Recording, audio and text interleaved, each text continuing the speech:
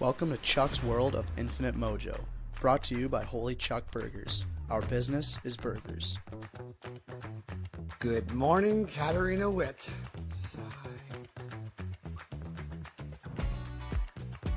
There's no such thing as bad boys, only boys with bad hair. Sponsored by Maxwell's Clothiers, your bespoke tailor since 1961. And now, your host of Chuck's World of Infinite Mojo, Chuck Basti. And welcome back to another episode of Chuck's World of Infinite Mojo. I'm Cam LaRock, the producer, and of course I'm with Chuck Basti, our host. Chuck, I love that intro, I gotta say. Every time I watch it. I don't know how I'm not winning awards with that thing there. Like, that avatar is just killing it. He's a good-looking kid. I don't want to sound like Don Cherry about this, but that's a made-to-measure suit. Thank you for Maxwell Clothiers for making this all look pretty. Yeah. Well, who do we have on today, Chuck? Tell us about our guest. This is actually a really great, timely topic that I want to bring to the table. You know, part of the thing of being curator of Chuck's World of Infinite Mojo is that I can actually listen to people on my socials and then be able to curate guests that people are looking for insight for or knowledge about. And this topic here is something that's near and dear to my heart. We've got Brian Kitts from the You Can Play project as well. I first was introduced to Brian Kitts through Brian Burke, this small little NHL executive that some people might have heard of from time to time, that pops his head into the NHL circles. But I was very grateful for that. But yeah, we're going to be having a conversation about what I like to think is a misunderstanding a stance in definitely in the NHL right now. Mm-hmm. We have a lot of awareness that's being driven towards Pride Night and the jerseys that NHL players are wearing or not choosing to wear. So we're going to have Brian come on board. He's the co-founder of You Can Play. He's a board member as well. And yeah, we're really interested in seeing Brian back here. We had him on the show about a year and a half ago during the throes of COVID. So a little bit has changed since then. So we're looking forward to getting his new insight. Yeah, without further ado, let's bring Brian into the show, get him involved. There he is. Brian Kitts. Brian Kitts, how you doing, man? I'm good. Thanks for having me back. Well, thanks for being on the show. It's great to see you again. Like I said, you look differently without the throes of COVID in our society right now. Like the last time that we met together was in the throes of COVID in 2021. A little bit has changed as well, but we're glad to have you back post-COVID. Yep, glad to do it. All right, let's get into this. Post-COVID. Yeah, let's get into this right now, and if we can go down, and we'll start with one of our conversations that we want to talk about. Cam, we're just going to go down here, and I'll cue you up for some of the pictures and the content we're going to have our viewers go over. There's Chuck's cue to kick me out there, so I'll leave you guys to it. Enjoy the show. Have a good show. Subtle. Chuck's subtle. I'm not very good at subtly, so. Before we start, Brian, I just thought we'd just start a little bit with yourself. We're going to leave the prompts in the socials as well for our previous show that when we had you on as well, talking about You Can Play project as well. But I just thought we'd just give you an opportunity just to kind of preamble of what got you started in You Can Play and what the idea of that was, so that way we can set the context for the show properly. Sure. You Can Play was started over 11 years ago now, and from a very simple idea that Patrick Burke, Glenn Whitman, and I thought that we could probably get some of our buddies to go on camera, say that they would support having somebody who could help them win on their team, regardless of whether that person was part of the LGBTQ community or an advocate. And, this was an attempt to make sports better by including anybody who could help you win. And it was Brendan Burke's message that if you can play, you can play. And so, my day job is running a concert venue. And so, we all did this as a volunteer. And, 10 years on, we think that we've made some good progress and an occasional setback. Yeah, no, you've been in the news a lot lately in the last couple of months as well. And I've been monitoring your replies back to the responses in the NHL for Pride Jersey nights. as well. So I thought before we could start as well, just give us your take of where you see where you started off 11 years ago to where you are right now, the journey that you guys have gotten to where you're at, and then the feedback that you've been getting the last few months as this has been rolling out.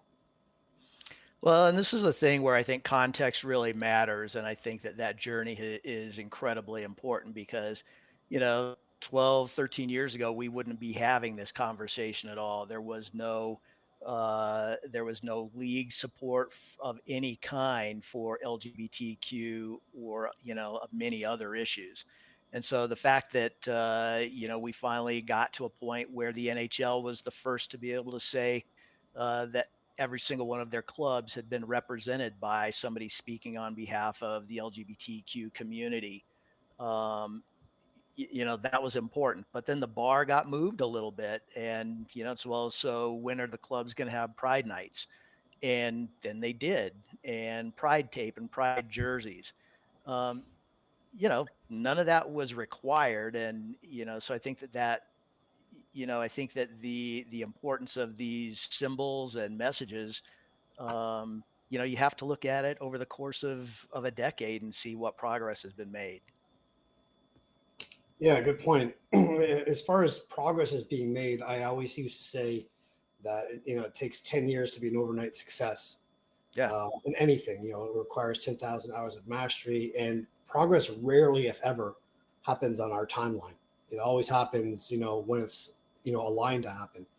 Sure. Whether that be human rights, whether that be voting rights, whether that be anything that you can think of that we as human beings have progressed, albeit slowly.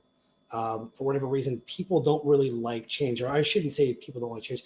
The people in power who hold that over people don't really like change.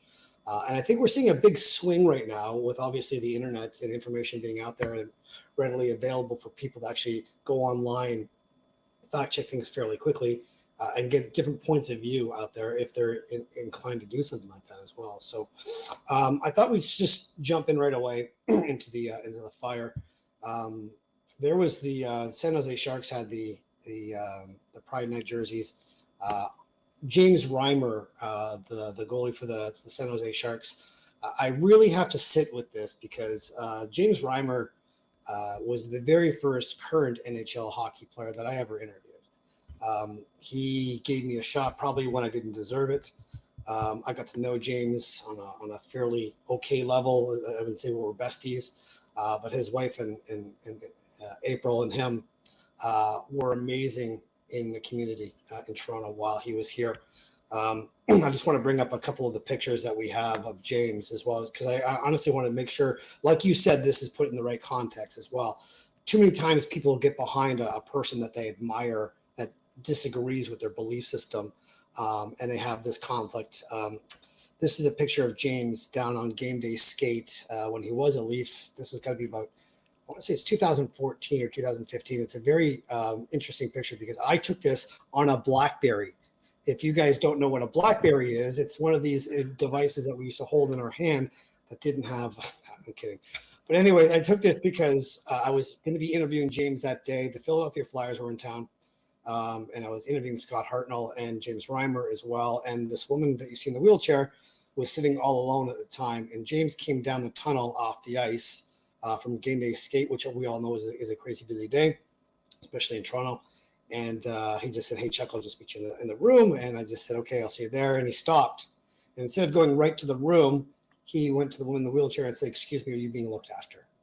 And she's like, "Oh, it's James Reimer, it's James Reimer." And then Tommy, the equipment manager, went by for the Leafs. And he said, "Tommy, can you do me a favor? Can you go get me a stick?" And he asked her if she'd like a stick. And he signed it for her. Didn't have to do that. And then James Reimer lost that game against the Flyers, and they lost the next 8 or 10 games to fall out of the playoffs. And I say this because there's a reason where I'm going with this. He got cyberbullied online with multiple death threats. And James wasn't even online, didn't have a platform, but his wife, April, did. And she got cyberbullied. And because of that, they took that and they went into the community. In April, started a foundation called Tweet Suite. If you're going to tweet, then tweet sweet. And she went into 3 different schools every day for months, educating young kids who don't have the ability to have a $3.5 million salary or a support system like the Toronto Maple Leafs have for their athletes to be able to deal with cyberbullying in the community. And I thought that was a fantastic idea. Even to this day, cyberbullying is a big thing. And so when I asked James in the dressing room, I said, hey, listen, I'm really not glad this happened to you, but if it was going to happen to anybody, the fact that you took this and you had the presence of mind to create Tweet Suite with your wife about this to help other kids, I'm overjoyed that you did this. So that's the context I want to set up with this. Now, James Reimer and I will agree to disagree on his stance on not wearing the Pride jersey. And where I kind of really want to raise more awareness is this isn't a religious issue for me. And I want to be able to be clear on this, that this is a human rights and inclusivity issue for the NHL to be having the conversation. So if to me you're hiding behind this is my religious belief, my take on this is like, what would you think Jesus would do? Would Jesus be more inclusive or would Jesus be less inclusive?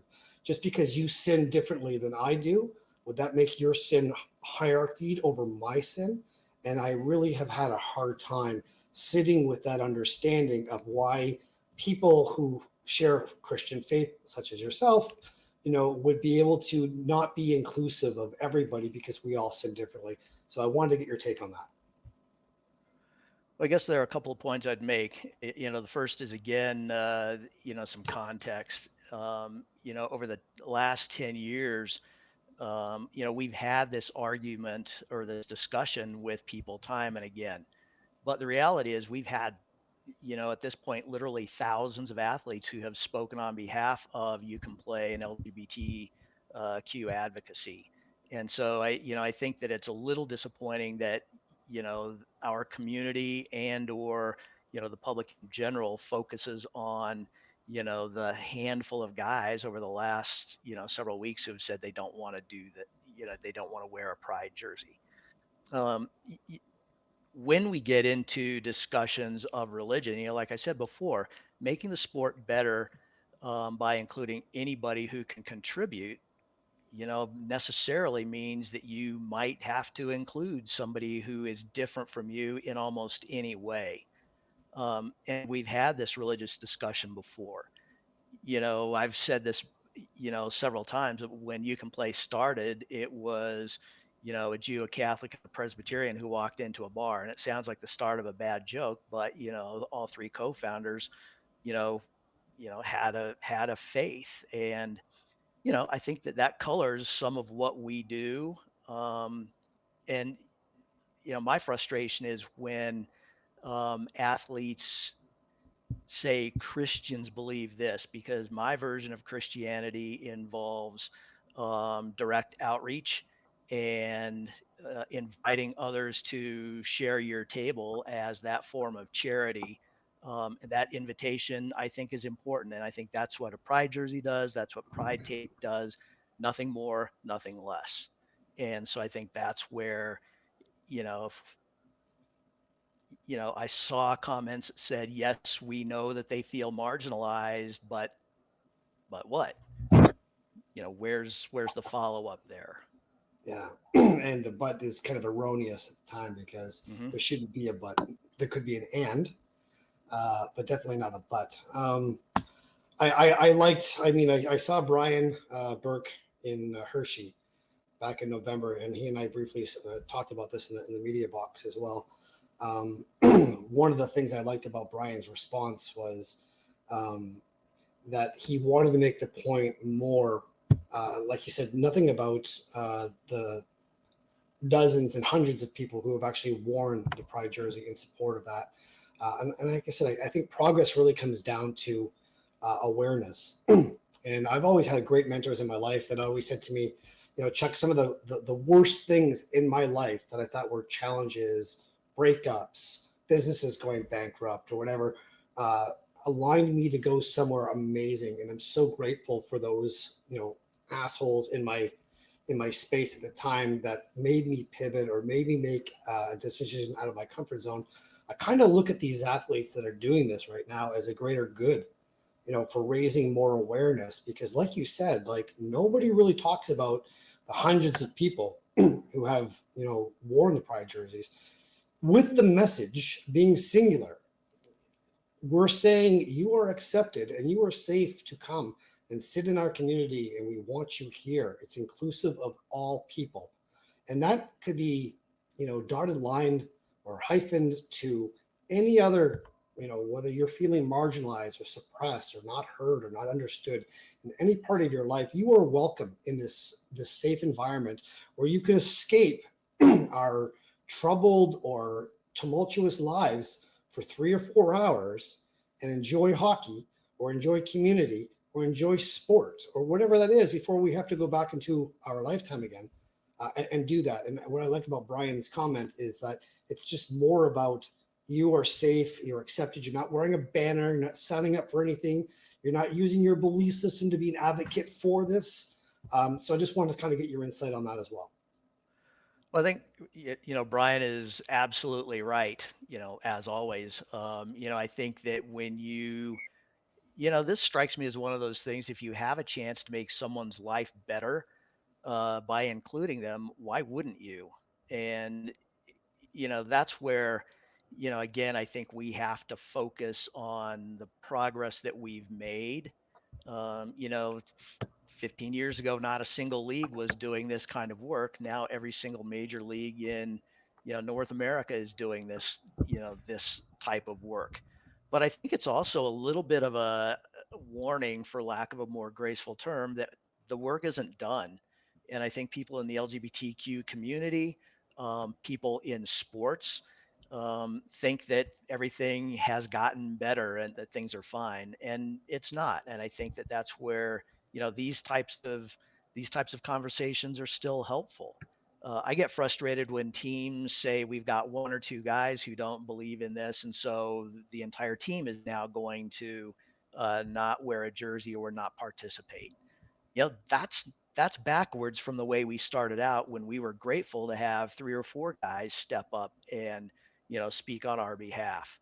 So humans are never ever going to agree on everything, but let's celebrate the ones that we do have who are working on our behalves, across the board, and try and have conversations with those who aren't. Yeah, and just before we go to that, I want to ask you a question. So, like, that being said, if you are inclusive of others, regardless of sexuality, gender, race, whatever, right? Whatever human construct what we want to throw into that, religion, everything. Like, like, these are all human constructs.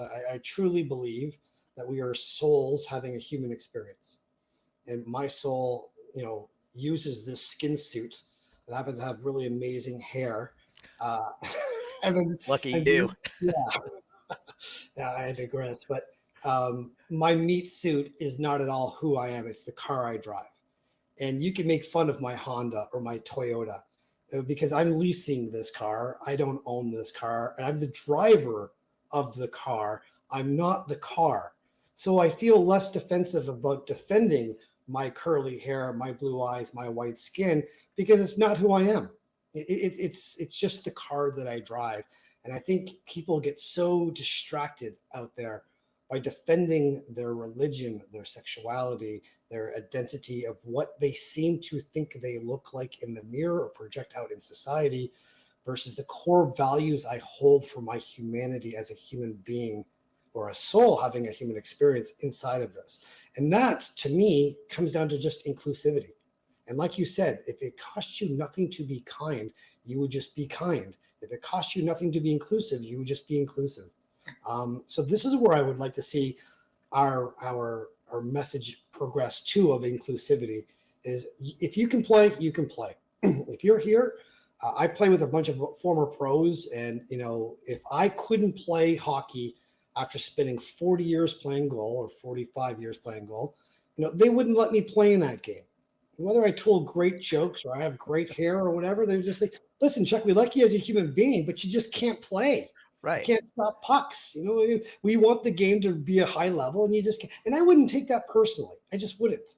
But yet we take this personally about, whatever our identity politics happen to be in too as well. So I wanted to segue that with that to our next video. There's a I guess an entity I've been following online for a few years now. Trafford Oilers has a YouTube channel as well. He posted this video about James Reimer, and I just thought we'd just cue that up as well because I thought it would be very indicative to have the next conversation about this. Kim? James Reimer, San Jose Sharks goaltender, refuses to wear the Pride Jersey. San Jose Sharks paid James Reimer $2.75 million a year to stop pucks. James Reimer is an extremely religious man. I wish professional sports would leave the politics away from the game. The game is a way to escape. And I'm just going to bring up the part that he says, like, I've been getting a lot of feedback on my socials that this is a political conversation, that we wish that you would leave the political side of this conversation out. And to me, I just don't see it as political. And I just wanted to defer to you. Well, I think politics are something different.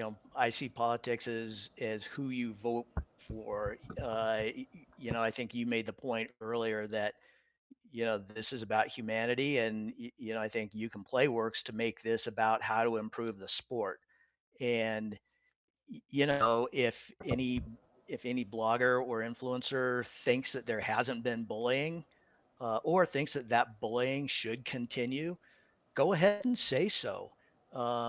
If you think that is the way that sports ought to operate and that our society should operate, we're going to have to agree to disagree, because I saw the harm that it did to my little brother. The Burke saw what it did to Brendan. I think we've all got family and friends. I shouldn't assume that we've all got family and friends who are part of the LGBTQ community. The reason we started You Can Play is to make their lives better, to stop that bullying, and that's not political. That's kindness. And where do you get the trope, the woke left, has this as part of their agenda to try and force their way of life or their belief system upon my way of thinking as well? Because that's something that I come up against a lot, and I wanted to address that. Look, this cuts both ways. My friends on the far right are as guilty of sort of that reverse wokeness as my friends on the far left. And I'm very fortunate to have friends, all across the spectrum. And so I don't see this as woke. I think that's sort of a stupid thing that we get caught up on, because I think that it's easy to make those arguments. Again, this goes back to, can you make your sport better, and can you make someone's life better by including them? It's not political. It's the way that I personally think that you ought to treat other human beings. Yeah. Where's the conversation was brought up by the Chicago Blackhawks this week as well, that just passed, that they've had Russian athletes that they chose not to have their Pride Jersey night because of what's going on in Russia. Obviously, the human rights issues they have with the LGBTQ community over there. What's your take on that narrative? I think there's some complexity there. I saw photos from what the Blackhawks did, and they have been they've been good supporters of You Can Play, going back to the Andrew Shaw incident, which turned out really well, I think, in hindsight. They did a great job with their Pride Night. And so I think that, them not wearing Pride jerseys, is a miss. That said, I think that when you look at the Russian athletes, I'm not going to pretend to understand what they're thinking or what the real danger is to them. We go back to, the Rangers situation with Provorov. I'm not going to pretend to understand Russian Orthodoxy or some of the issues there. But, we can't continue to give up an effort to, get people to, participate in every single way they can. Yeah, I wanted to take that with the Flyers because, again, I've got skin in this game as well with James Reimer, as well with the Flyers. I'm a huge Flyers fan. Don't hold that against me. We're going through a big. All hockey fans are good hockey fans. Yeah, I know exactly. But I just feel a little bit of man shame right now for bidding my Flyers love right now versus the disdain we're going through as an organization as well. I always used to make fun of Leaf fans for jumping on the bandwagon, tipping their ankles and losing every year and being happy with it. And just, that was just a way of being since 1967. I think that since Mr. Snyder passed away, who I adored, who I thought was an amazing owner, who was inclusive of all his family in the NHL community. The franchise has really just gone down a lot since Comcast started to take over Mr. Snyder's legacy. I wanted to cue a video up from John Tortorella, Torts, talking about Provorov as well, and the narrative that Torts is kind of caught between a rock and a hard place between the organization and his player as well. So can we just cue that video up there and just roll that, and then we'll get your take on that on the other side, Brian. There's a report that he wasn't in Morehouse because he didn't want to wear the Pride jersey for Pride Night. Do you have any comment on that? Yeah, I think the organization has sent out a release regarding the organization, the beliefs that we have and how we feel about it, and really a great night. With Provy, he's being true to himself and to his religion. This has to do with his belief in his religion. And it's one thing I respect about Provy. He's always true to himself. And so that's where we're at with that. Was there any consideration on your part when he chose not to wear the jersey to not play him as a result? No. I'm not going to answer many more questions on it because I just think it's unfair. I know you're going to probably talk to Provy, but yeah, I'm not going to spend a lot of time on it. I think it was a great night in celebrating. Organization has put out a statement, and I'm not going to get too deep into the conversation. Those are the comments as far as Provy. We talked as a team and with Provy, and that's where we're at. Your take on that, Brian? I come at this from a little bit more pragmatic standpoint than I think some activists do. We've never been a torches and pitchforks type of organization. So I'm not going to try and understand, Provorov's issues, either religious or political. I think, again, you have to look at the context of what the Flyers have done. UConn started when Patrick Burke was a scout for the Flyers. And so, I think their long history of advocacy for the LGBTQ community is, says something. We've never, ever had 100% participation from a team, and that's how humans are. And so I give a little bit of grace to, those people who think that this isn't the right thing to do. I think that comes with a request that if there are questions on how they can be advocates or, how we can learn from each other, they should say so. I think there's also a distinction to be made, with somebody who chooses not to wear a jersey over somebody who is, vehemently anti-gay and uses anti-gay language or things like that. I don't know that that's somebody I would want on my team. And I think that's, fortunately we haven't seen that, but I think that's where, teams and leagues are going to have to, make decisions. I don't think we're there yet. Yeah, and we're not. And I don't think we ever will be fully there. I think this is just going to be a dance, a cadence. It's a process that's just going to be continued from one generation to the next generation, from one person's effort to the next person's effort, just like civil rights has, been for 200 years, 400 years, 1,000 years of progress. It never happens in our lifetime. We always yearn for more inclusivity for people. I think, ironically, this is probably the high water mark of human history that we have known of, recorded for sure, where the amount of awareness and inclusivity right now is never been as high as it is right now. And it's still not where we want it to be. So with that being said, I wanted to ask you where we want it to be. How do I, as a straight white male, for example, be an ally for people of color, for the LGBTQ community, for Muslims, for Jews, for people that aren't like me?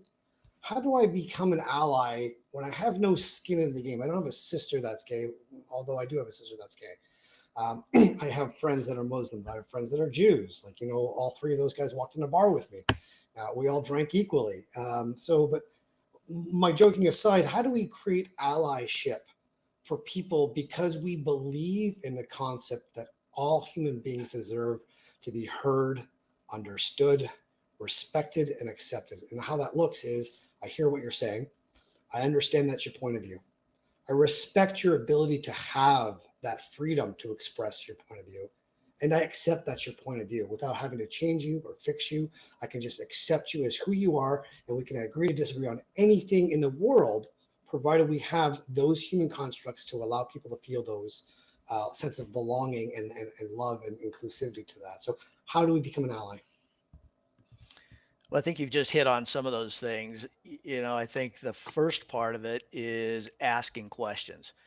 I'm still surprised after having done this for a while, the number of people who do not know a person in the LGBTQ community. And so I think finding somebody um, in any community that you have questions about, whether it's religious or political, and asking questions and, agreeing to disagree. There's nothing wrong with that. That said, I think once you understand somebody's point of view, and this sounds really idealistic, but, sitting and having a beer or watching a game and, getting to know somebody, that does make a difference. And I think understanding their perspective, understanding their life experience, part of the reason that I think that we understand, uh, those hardcore beliefs is that we have those ourselves. That comes from our experience as being bullied when we're growing up. Um, you know, like you said at the beginning, I think that makes you a better person sometimes. The second part I think is being vigilant, making sure that there are opportunities for you to speak up, and then doing it. If you hear somebody using a slur in a locker room or a sports venue, you have the authority and the ability to say, choose another word. Sometimes it's as simple as that. After the understanding, then sticking up for the people that, you are working to protect. You bring up such a great point there, Brian, because I'm going to share an example of my life that is what I would think is similar in the construct of this. I've got friends of color of mine. I'm a military brat. I grew up on bases my entire life. My dad served, my grandfather served. I'm the only one that didn't serve in our family as well. So when it comes to my understanding, I was very limited. I was very limited to a certain point of view. And the worst part is I was completely unaware that I was unaware of other points of view. I just only saw my life in my egocentric kind of like way of being. And it wasn't until I actually had diversity, brought up in my friendship with volleyball community or hockey community in sports, which is like where this segue goes to, where I would have one friend of color that would shame me for my bigoted views. And to be fair, they were bigoted views. I can see that now. But I didn't know any different back then. And then I had another friend of color of mine that was just absolutely wonderful for growth and said, Chuck, hey, listen, I wanted to ask you what you meant by that. Like you said, ask questions. And, I wanted to kind of give you a perspective. You and I are friends, and he truly was a safe friend for me where I could be vulnerable with him. And, him and I could sit and have conversations about, something that we disagree upon. But we could have those conversations, and he'd just say, can I give you a point of view from a person of color's point of view, how we would see that? I'm like, oh, well, I've never thought about that. Yeah, of course. And he would share that to me, and it would blow my mind. Like I'm almost ashamed right now to say like how naive and how unaware and uneducated I was, but I just was. And, I said a lot of bigoted, horrible things. Growing up, you play that stupid game, eeny, meeny, miny, mo. What did you catch by the toe? And as a kid, you just learn this. You don't unpack it. You repeat it. Right. And then you just rinse and repeat. And it wasn't until I had that ally of mine come by and say, this is how you sound. This is what, and I know your heart's in the right spot, but again, this is how I see that. And then I'm like, wow, if that's just one thing in my life, where else could that be hiding? You know, in my emotional life, in my physical life, there's a lot of blind spots that we see as well. And it takes conversations, like you said, in order to alliterate where you are in that stance. And I'm just wondering if most people see that. The easy answer is no, and I think that that's one of the things that we found out really on with You Can Play. When we had worked with athletes who had used a slur, for instance, pardon me, um, every single one of them said, you know what, I didn't mean that. It just came out. And it's one of those things that you start saying when you're in grade school and it follows you forever.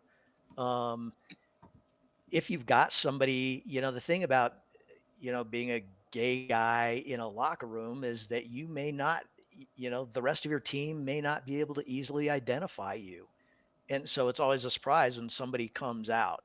And so, I think that, we're fortunate that that lack of awareness, once you point it out, goes away really fast unless you mean it. And if you mean to call somebody, look, we've had this discussion internally. I called my little brother a fag and a homo his entire life. Do you mean that? No, of course not. But if you don't mean it, then don't say it. If you do mean it, then that's a completely different conversation. Um, and I think that's where, our work has been particularly rewarding. Again, when we've worked with, pro players or college players, like, did you really mean that? No, of course not. It just slipped out. That's fine as Um, long as they change that, change the language and change, the learning process. I'm reminded of the comedian Louis C.K., the Ginger Ninja from Boston, who Yep. had that one bit about calling gay guys the F word. And he just said, "Well, I would never call a gay guy the F word. I I know. What's the point? On the street. Yeah, exactly. I was acting like a faggot. He's like, stop being a faggot. But I would never call a gay guy a faggot. Like, no, I would never do Right. that. Like, that would be ridiculously homophobic. But Right. it's just the presence, and I think everybody laughed at that because it was true. Because it was such part of the rhetoric and the hate propaganda that we were taught as kids. And I had a friend of mine, God bless her soul. She asked me one time, she's like, Chuck, why do you hate gay people? What did they ever do to you? I'm like, because they're gays, they're homos, they're fags, they're whatever. And I'm probably in my mid-20s at this point, just out of college. And she's just like, so were there people that bullied you? And I'm like, yeah, I got bullied a lot. You look at my hair. Like, how could I not get bullied in the 80s without product, right? And they're just like, okay, so were gay people ever people that bullied you? I'm like, never. In fact, I probably bullied gay people. And she's just like, so where's your skin in the game with this? And it hit me like a 2x4 across the face. And I'm just like, why are you being weird, man? Like, you're asking stupid questions and dumb questions because I have no answer for that, because there was no answer for that. I didn't have a logical belief system that was rooted in anything about this hatred or this bigotry or this ignorance that I had. And she's just like, well, so wouldn't you want to have a look at that? If you wanted to be a better person, which I did, would you want to be a better husband or father or son or community member? I'm like, yeah. She's like, well, you might want to look into that. And she just left it at that. And that changed my life, because at that point I realized, like, it wasn't just gay people. That was just one example. It was how I held I hated everybody equally. That's the way I said. I was a world bigot, where I just hated assholes. If you just differed from what I believed, then I just thought you were an asshole. But again, it turned out I was the asshole, Brian. It happens. The thing is, humans, I will always believe that humans are innately good.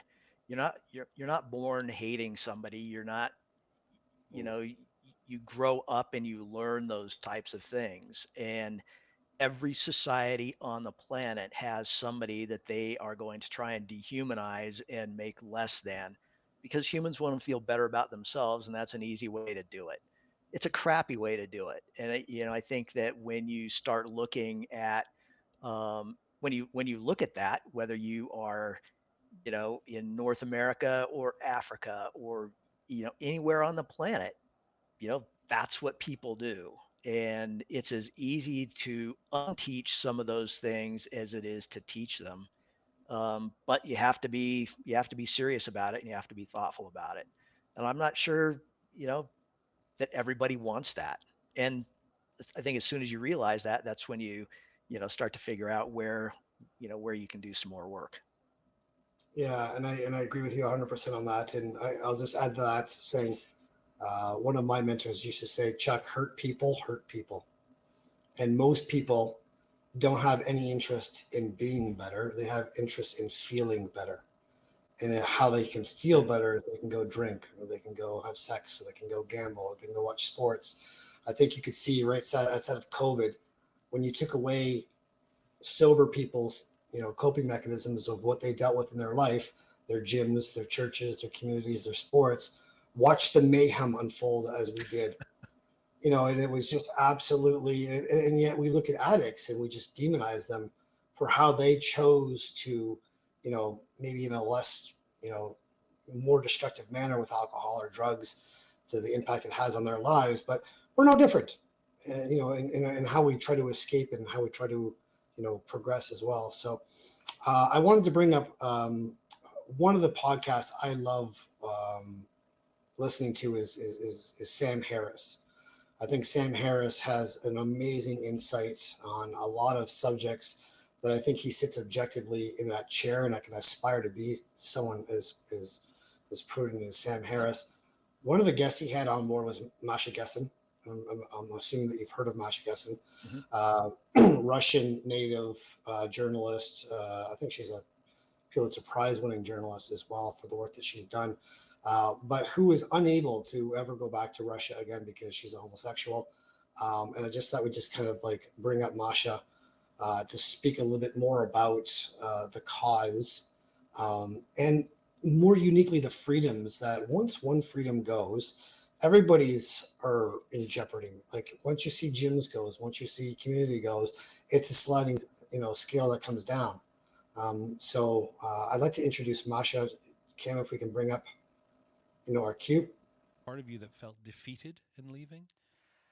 Yes, I mean, when I was touring with my Putin book, which was just a couple of years ago, everywhere I went, I would be asked why I was still in the country, and I would say, "Well, he can leave, and I'm staying because it's my home," which was a great line. Who would be asking why you're still in the country? Oh, that was always the first question in every audience.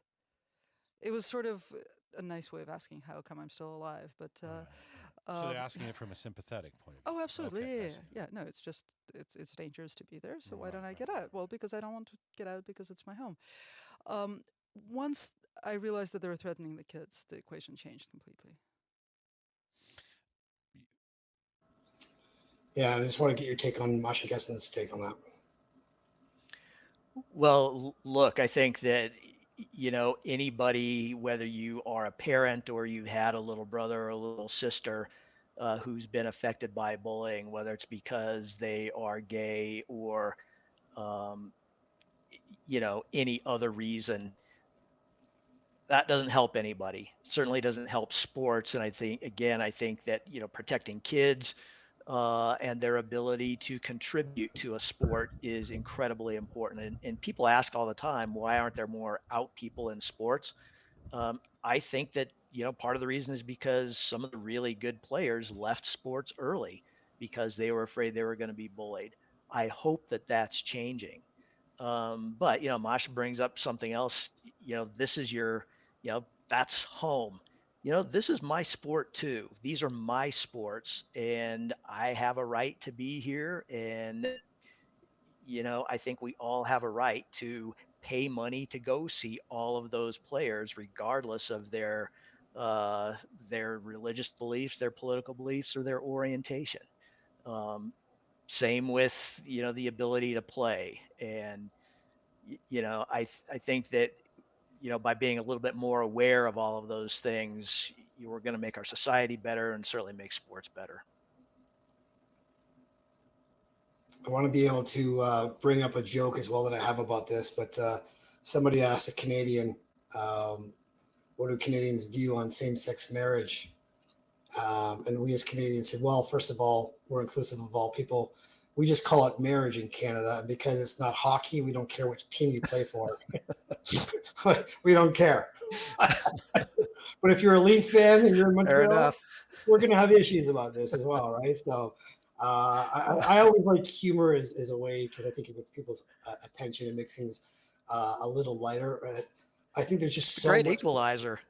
Yeah, and there's just You know, so that's much the thing. Sports and significance. humor are real equalizers, and I wish people were, I wish people would understand that. Yeah, and I mean, like, I think that's we don't need to force feed this. It doesn't need to be force fed. It just needs to be, hey, listen, this is another point of view. Choose, don't choose, and that's freedom, because freedom is something that I think most people, especially my military friends, that I grew up with, and my dad was not an intelligent man, and he said something to me that was probably the most poignant thing I've ever heard come out of his mouth about why he served. I said, Dad, why did you go in the Army? And he's like, well, because I couldn't make the NHL. And I could be the first line right winger on the Canadian base, national championship team. I said, all joking aside, he's like, son, he's like, we serve for the people's ability to choose, because that's what freedom is. It doesn't have to look the way I want it to look. It certainly can't look the way I want it to look, because in this continent, on this continent, in this country, we have the ability to escape everything else and have guaranteed rights and freedoms that are protected by our Constitution and our Bill of Rights. Amazing experiment. I always say this, that the most persecuted people on the planet that came here to North America were Christians, and they were escaping other Christians. Christians were the reason why Christians left Europe to come to North America. And I don't think that this is a Christian nation. I think this is a nation you are free to be a Christian in, or a Muslim in, or a Jew in, or agnostic in. It's your choice, and you have the freedom to do that, not because I want you to believe what I want you to believe, but because it makes sense for the way you live your life. And that's what freedom is, and that's what I am for. And when I hear Christians say that they don't agree with this lifestyle, I'm like, well, you don't have to. Like, if you as a Christian want to be free to practice your religion freely and not have anybody question it, then you have to be able to afford other people the same rights and freedoms that you enjoy and take for granted every single day. Well, I think that context matters too, because I think that,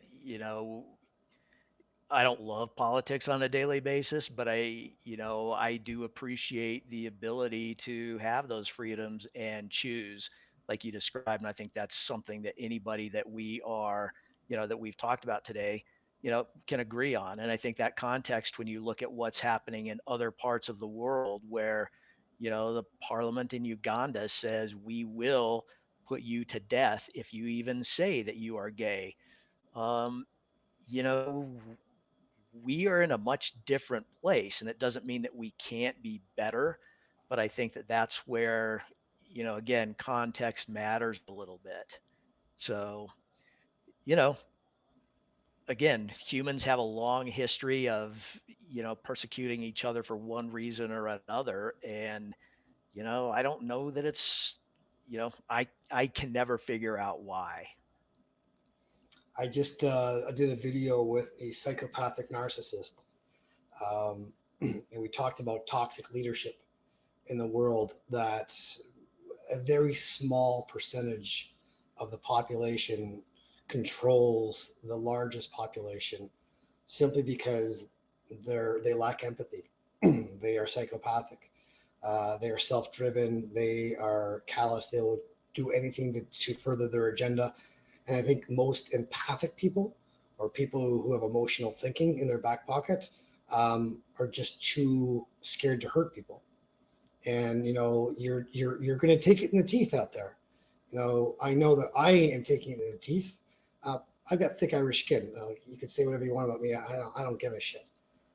Where I think the betterment of the whole comes down to it is, if you can take a little bit of your capacity for suffering, of which I have a fair amount, and you can take it in the teeth for somebody else, you become an example of what is possible for the inclusion of all people, especially if you have no skin in the game. And I think that's where the conversation, I think, would like to go, where people are seeing, taking it in the teeth out there, but you're doing the right thing. And it doesn't matter. Like, you don't need acknowledgement for it. You don't need validation for it. You don't need to be vindicated or supported by somebody else that taps you on the shoulder and says, hey, you're doing the right thing. I'm like, yeah, I know.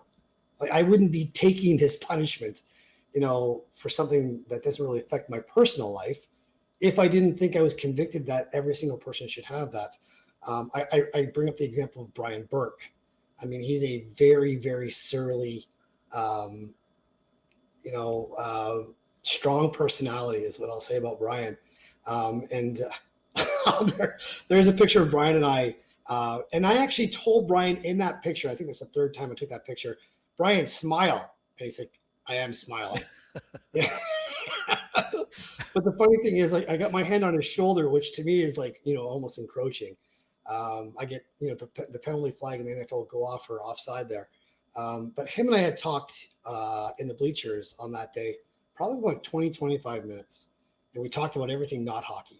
We talked about Brendan. We talked about, him as a father. We talked about the ADM in the United States and how the difference that learning curve had made for making a difference for young kids through sport, and the difference that has made for him. And, I always say, like, his journey to being an executive in NHL had to go through, playing, coaching, being a general manager, but him sitting as the president for the Pittsburgh Penguins, really gives him into community. And to see him out front, with the support for this LGBTQ community, to me is just it's fantastic. I had a conversation with him on the phone a couple of weeks ago.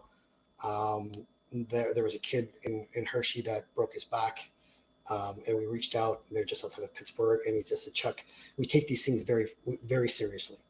And, you can look at Brian Burke and think he's a very strong personality and truculence and all the words he's used, especially being with the Toronto Maple Leafs as well. But there's a man who's got a huge heart out there. And I said to him, I'm like, Brian, you do so much work with the community. He's like, I know, I'm Brian Burke. I know exactly what I do with the community. And it was like, that wasn't the response I was really looking for. But tireless work he's done in the community. He never gets the acknowledgement for. He never gets the support, or just say, hey, thanks for doing the right thing for people, regardless of the sport or the community, because it's doing the right thing and that sends the right message. Well, I think, Brian is a great example, and, there are, thousands of parents who are surprised suddenly that their kid turns out to be gay. And, I think Brian is one of those. I wouldn't, dare to speak for him, but, I know with my own family, the realization that all of a sudden your son or daughter is going to have a different type of life than the others. That's a real eye opener. What you were saying a little bit earlier about growing up, and, the way that, I think that you and I are in a position where you're right. We don't care what people say about us, but I do think it's important that, we have this conversation now, because, the rate of suicide among LGBTQ kids is through the roof. That bullying takes place in schools, in cafeterias most often, and locker rooms second most often. And, I don't care, you know, I don't care about your background. If you're a little 12-year-old and you're thinking about killing yourself because somebody called you gay, I think or anything, we as a society, watching out for our young people, have to do something. And I was going to segue with that as well, because it's the last thing I want to talk about, to bring up awareness for, is suicide awareness. I think these things here are just the absolute worst things for young brains to go. When I went to school, I'm 51 now, so call it in the mid 80s to early 1990s, the bullying stopped for me at 3 o'clock. I got on that bus to go home, and now for these kids nowadays, It just starts at 3 o'clock. And I think a bigger conversation is to the parents who are unaware of what their kids' lives look like online, whether it be, suppressing people of color or because of their sexuality or because of their religious beliefs or whatever that is. There's a there. And I think it's a great conversation for parents to really be able to open up the connection they have with their child and ask them, are you being bullied at school? Are you being marginalized? Checking in with them. What are you feeling? Like, especially kids who are marginalized. They are the highest threat for suicides out there. And I mean, if we can prevent one death, one tormented parent questioning their own judgment or lack of judgment or awareness of what went through their brains before their child took their own life, that would make a huge difference. I know I was dealing with Luke Richardson, whose daughter Darren took her life back in, I think it was 2010. And that just never goes away, that trauma. And you sit with that as a parent, always questioning yourself, never letting yourself off the hook, which now leads to anxiety, to depression, another spin level of mental health issues that we have to deal with. And what I think everybody misses is these things are all interconnected. Well, they are. And I think that that's where, sort of going back to where we started this conversation, that's where, James, and, Tweet Sweet, that's important. Gabe Landeskog, the captain of the Avs, I put in a good word here for the work that he does.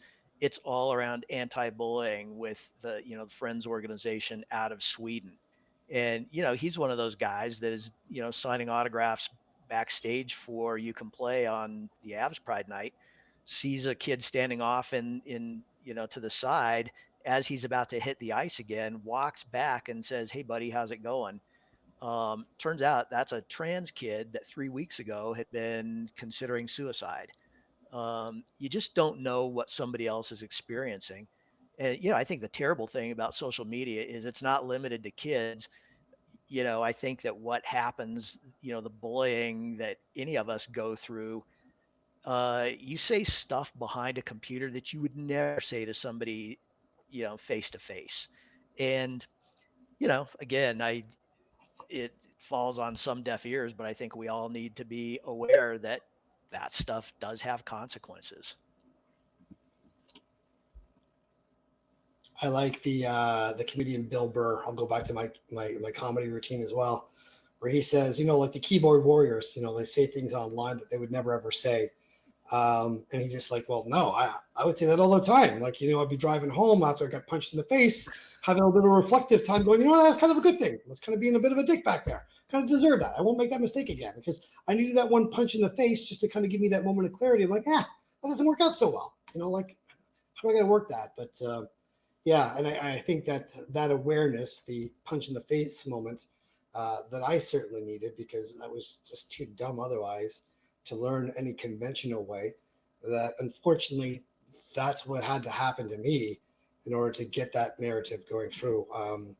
I now have to be more respectful and have more space for people, simply because I know I'm dealing with me out there, or I could be dealing with me out there. And you brought up a great point, that we need to have much more kindness because we have no idea what people are dealing with. And if you can look and see if they're anxiety driven or they're depressed or they're bigoted or frustrated, that's a symptom of what that human has gone through inside their trauma that's led them to be that negative or upset or frustrated or angry or marginalized or not heard or any of those, which are disconnects in the human experience. And now the right connector of that moment is to give more empathy to that person's human experience and understand it. If I understand why that person is being belligerent, then I can give them more space, not less. And I think we as human beings, we tend to give less space because it's a violation of an attraction law of attraction, as opposed to saying, hey, I really understand that you're angry right now, and I can't imagine what you've gone through in your life that's led you to that point there. But I just want to let you know I understand that. Well, and I think I think social media encourages performance, for lack of a better term. And again, the willingness and the ability to go online and say stuff that you probably wouldn't normally say, it's appalling, but these are people's lives. We worked with a coach before COVID who had worked with one of his players on a slur. The coach ended up getting so much abuse for, some of the things that he had said inadvertently. He actually sent his wife and his kid out of town for a couple of days because, they were worried. This is sports. It should never come to that. And, when we're to the point where we can't or won't have rational discussions, we need to rethink, the emotional appeal of what we're doing. And, this should be a lot easier than I think we make it sometimes. Yeah. I want to be respectful of your time for joining us today on Chuck's World of Infinite Mojo, talking about inclusivity as well. I want to give you the opportunity to speak to what You Can Play is doing, any events you have coming up, where they can find you on your socials. We'll obviously keep all those social tags into our post as well to drive much more awareness to your platforms. But I thought I'd just give you a couple of minutes just to talk more about You Can Play and where they can be involved. Yeah, at You Can Play Project is our socials. And, I think you touched on it, earlier. I think that, being an advocate, being able to speak and say, choose a different word when you hear somebody that is using a slur, reaching out to somebody who, if you don't know somebody in the LGBTQ community, get in touch, because we're happy to go to a game with you, or happy to, again, this is much easier. And I think you break down a lot of barriers. Sports can help break down a lot of barriers when you get to know people. So, I appreciate the chance to be here. I appreciate the work that you're doing, and it's always fun to talk. Yeah, listen, Brian, it's always amazing to see. Jealous of the hair too. Yeah, well, this doesn't really happen. Like I've spent hours in a chair. I understand. I did not. Like I go to the shower, I put in some product, I hope for the best. Like that's the way it works for me. Yeah. As well. So I'm sure this is not going to be the last time I'm going to see you. I obviously we're going to keep in touch with you as well, and we're going to create much more awareness moving together for the You Can Play projects. Simply because you're doing the right thing to do, and I want to thank you for what you do and taking a stance for people who might not have a voice on their own, or the courage at this point to get that point there. You're an amazing guy. Thanks, Brian Kitts. Thank you. Appreciate it. That's Brian Kitts from the You Can Play project, one of the most amazing people that you'll meet out there in the hockey community, not just selected to hockey, obviously to sport, but again, to generate conversation and generate an awareness out there for people that are being marginalized in any capacity, whether it be your sexuality, your age, your gender, your religion, whatever that human construct that we have, that we hide behind in our humanity as souls having human experience. And I'm going to bring up my producer right now, Cam LaRock, and get his intake from the show. Cam, what did you think? Great show, Chuck, once again. Thought it was a great show. Brian, I love what he's doing. I love his work. It's great to have him on the show and give him a chance to talk about it. Yeah, is there anything that Brian brought up as well? I mean, he was a Generation Z kid, or a Generation Z for our American audience out there, because they don't know what Z is. But a couple takeaways that you had that you didn't know before the show that now you might have been a little bit more enlightened to. I just love one thing I can say is I just love the slogan, if you can play, you can play. I think it says it right there. It shouldn't come down to your identity of whatever it is, your color, your sexuality. If you can play, you can play. And that's what I think we need to be fighting for here. Yeah, and there's a lot of guys that can't play, so they shouldn't be allowed to play. No, absolutely not. You have the mastery level of 10,000 hours, and I always find it amazing when people get upset because they didn't spend the 10,000 hours in the gym or on the ice, and someone says, "Well, you can't play because you're not good enough," and they get confronted by about that, as opposed to just saying, "Well, I didn't put the time and the effort in, and I didn't educate myself. I didn't skate enough. I didn't run enough, or whatever it was." But they take it personally because, you know, someone says you can't play. And yeah, that's not the case. It's not that you can't play. It's that you need to work on your craft before you can come play with us. And this is the metaphor of life. Go out there, work your craft, spend your 10,000 hours out there in mastery, choose whatever works for you. I always used to say, this life that we have is like a buffet line. Go to the buffet line with an empty plate, go down the buffet line, pick and choose what works for you. But we at Chuck's World are just hoping for you to have a full plate of whatever works for you at the end of the buffet line, because if it works for you, it works for the world. Yeah, exactly. Couldn't have said it better myself, Chuck. All right, well, thanks for taking the time to join us at Chuck's World. We know you could have been doing anything else today, and you spent an hour and 5, almost an hour and 6 minutes with us today, talking about all things inclusivity, and we want to thank you for your patronage. If you like this, please share this, give this a tag, and give this to somebody you think might be able to benefit from this program as well. You're helping people, and people helping people is powerful stuff.